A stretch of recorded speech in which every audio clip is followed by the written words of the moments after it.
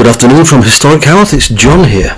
I'm going to be talking today about nettle tea, but before we do that, let's have a talk about Meadow-sweet tea, which I was drinking last week. I can honestly say it's a delicious tea, and it'll stand a long brew. I was doing, by the end of the week, I was doing 2 teaspoons for about 10 minutes, and it tasted absolutely delicious, absolutely 100% delicious.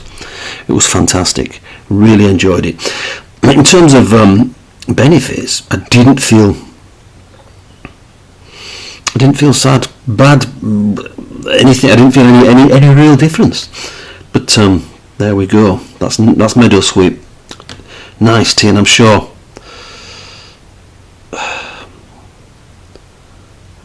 they'd be worth taking. Now, quick shout out to 2 folk. My niece Catherine has a friend who asked the question, which tea should she take, to help with weight loss. Now, if we cast our minds right back to when we were doing the Scarborough Fair quartet, the 3rd tea we drank, or we tried there, was rosemary, and one of the benefits it listed, or we discovered, was that it dissolves fats, even cellulite. So Catherine, tell your friend, drink rosemary tea, and there's no side effects. You can drink it a couple of cups a day. Should be all right. Thank you very much. And also, Kane was supposed to be with me today, but he's not. He's rather ill. So get well soon, pal.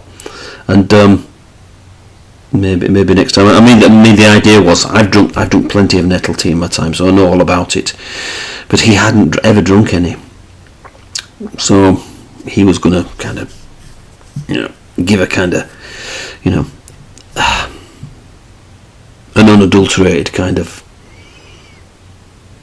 verdict without any preconditions, psychological. So anyway, let's talk about nettle tea then. I've got some here, as you can see.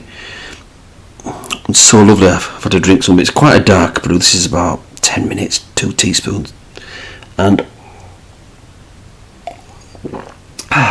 it just smells green and healthy. But when you drink it, the word that springs to mind is just nourishment. You can feel it doing you good as you eat it. It's fantastic, absolutely fantastic. There we are. It's that's a microphone. My son's bought me a microphone for Christmas to improve somewhat the sound. So, as to the properties of nettle, well, great for the blood, a great blood builder as well, really good for energy. In fact, it's got loads of vitamins and stuff, really good for energy. If you've been poorly, it's a good tea to take to help you get back on your feet. If you've had a protracted illness that's laid you up, or you've had an accident where your mobility's been impaired, or if you're an elderly person, don't get about too much, a cup of nettle tea would be really good for you. Help maintain your energy and strength levels, and also it gets that blood pumping to your extremities. Another thing, it releases serotonin, which is good for mood regulation. And on that, I'd just like to say that since I've started taking these herbal teas on a regular basis, I've not had a bad mood. I've not been sad. Experience the usual emotions of like fear when an owl startles you or something like that. True story. But yeah, nettle tea is fantastic, I must say. And I can remember when we were young, we used to go on this walk through the woods, and at the end of it there'd be a little farmhouse. This is over in Heaton. There'd be down a place called Shea Lane, which sounds beautiful. But there was this little farmhouse, and there'd be a little sign that said nettle beer, and it sold nettle beer, and it's like, I'm sure it doesn't do that, and this was in the 70s, it doesn't do it now, but we used to have this. And even then it was like a old-fashioned kind of dying thing, kind of quaint and that. But we used to call in and have this nettle beer, rather nice. And it's all stuck with me as that. And refreshing on a summer's day, you would not believe. Really, incredible. And these things, the fascinating thing for me is that these things are just growing around all over the place. There won't be a day goes by when you don't see a nettle. Think about it. Whether you're in an urban or rural environment, they're just there. And they're seen as a bit of a pest because of the sting and that, but you know.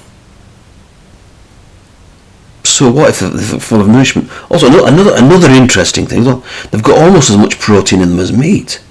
Almost as much protein as meat in a nettle. So you know, if you're on a, I think what's the modern part?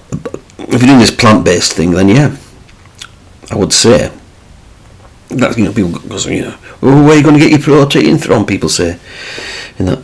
Not in a voice like that, but you know, that's my voice of that's my impersonation of unnecessary worry. You know, we're doomed kind of voice. But there we go. Now then, next week, right excited about this because I haven't got any. I'm going to have to buy some. But we're going to do oat straw tea now.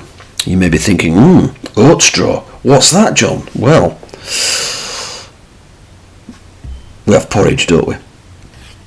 We have the porridge, which comes from the actual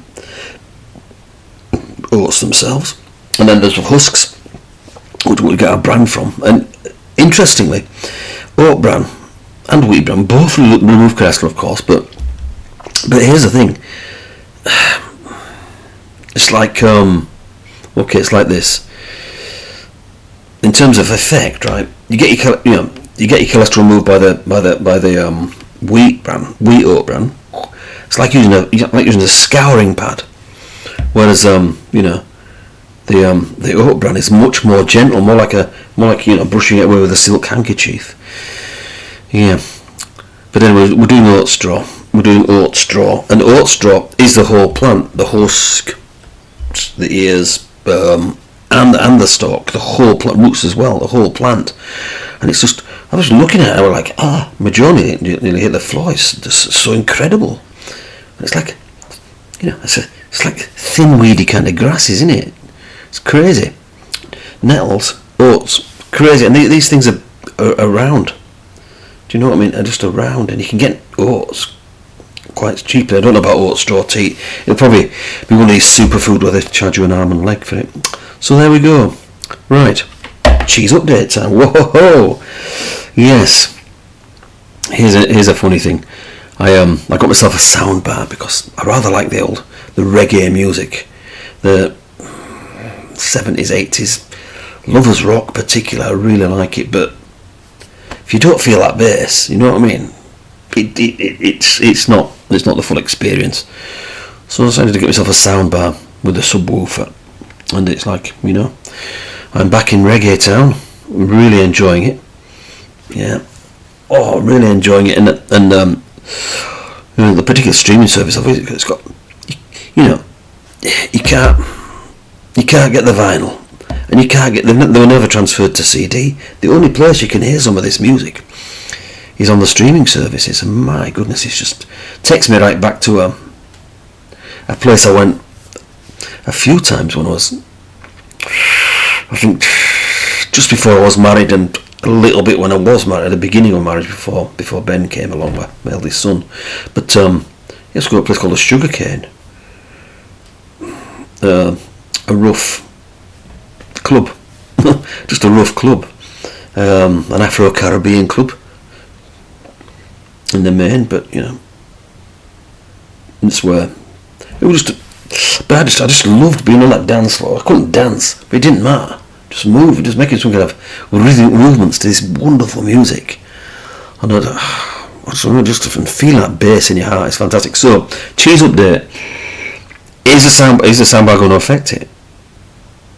I'm not going to be thinking, my goodness, soundbar and cheese. It's just fantastic. It's just a fantastic combination when it comes to hearing music. We'll have to see. But that's it. So next week, if you want to join me next week, oat straw tea, get well soon, Kane. And remember, Catherine's friend, get some rosemary tea down here. Thank you all for listening. Cheers.